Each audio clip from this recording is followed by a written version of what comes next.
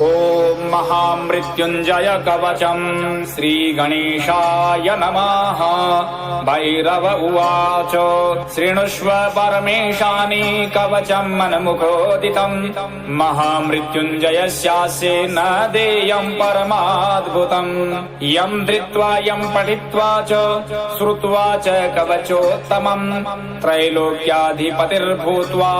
सुखितोऽस्मि महेश्वरी तदेव वर्णयिष्यामि तव प्रीत्या वरानने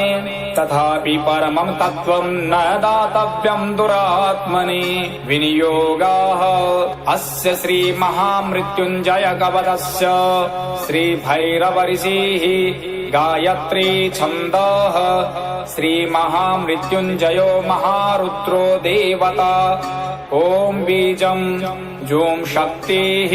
सह कीलकम् औमेति तत्त्वम्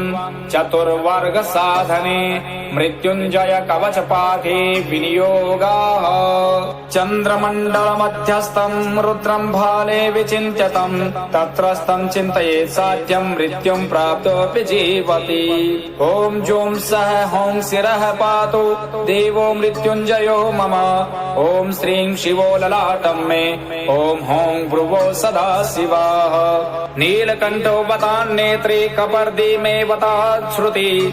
त्रिलोचनोद्वतात् गण्डौ नासां मे त्रिपुरान्तकः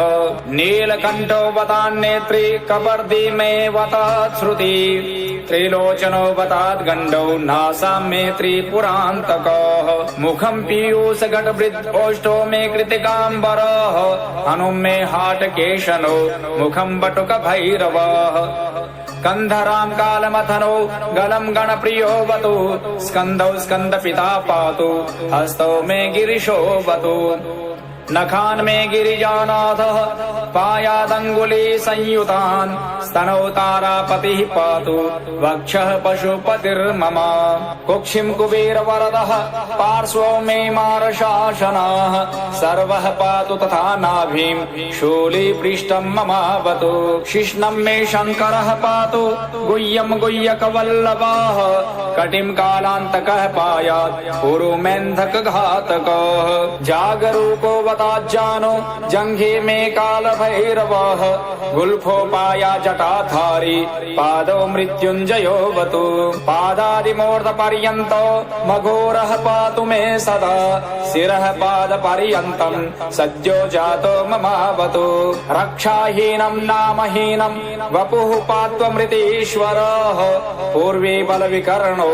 दक्षिणे कालशासनः पश्चिमे पार्वतीनाथो युत्तरे मां मनोन्मनाः ऐशानाम् ईश्वरः पायात् आग्नेयाम् अग्निलोचनाः नैऋत्यां शम्भुरव्यान् मां वायव्यां वायुवाहनाः ऊर्ध्वी बलप्रमथनाः पाताले परमेश्वराः दश दिक्षु सदा पातु महामृत्युञ्जयश्च माम् रणे राजकुले द्यूते विषमे प्राणसंशये पायादौं जों महारुद्रो देवदेवो दशाक्षरः प्रभाते पातु मां ब्रह्मा मध्याह्ने भैरवोऽवतु सायं सर्वेश्वरः पातु निशायां नित्यचेतनः अर्धरात्रे महादेवो निशान्ते मां महोमयः सर्वदा सर्वतः पातु ॐ जूं सह हों मृत्युञ्जयः इतीदं कवचं पुण्यं त्रिषु लोकेषु दुर्लभम् फलश्रुति सर्वमन्त्रमयं गुह्यं सर्वतन्त्रेषु गोपितं पुण्यं पुण्यप्रदं दिव्यं देवदेवाधिदैवतम् ये इदं च पठेन्मन्त्रं कवचं वार्तयेत् ततः तस्य हस्ते महादेवी त्र्यम्बकस्याष्टसिद्धयः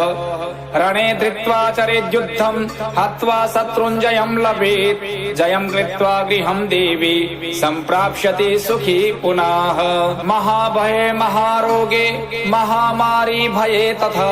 दुर्भिक्षे शत्रुसंहारे पठेत् कवचमादरात् सर्वतत्प्रशमं याति मृत्युञ्जय प्रसादतः धनं पुत्रान् सुखं लक्ष्मी आरोग्यं सर्वसम्पदाः प्राप्नोति साधकः सद्यो देवी सत्यं न संशयः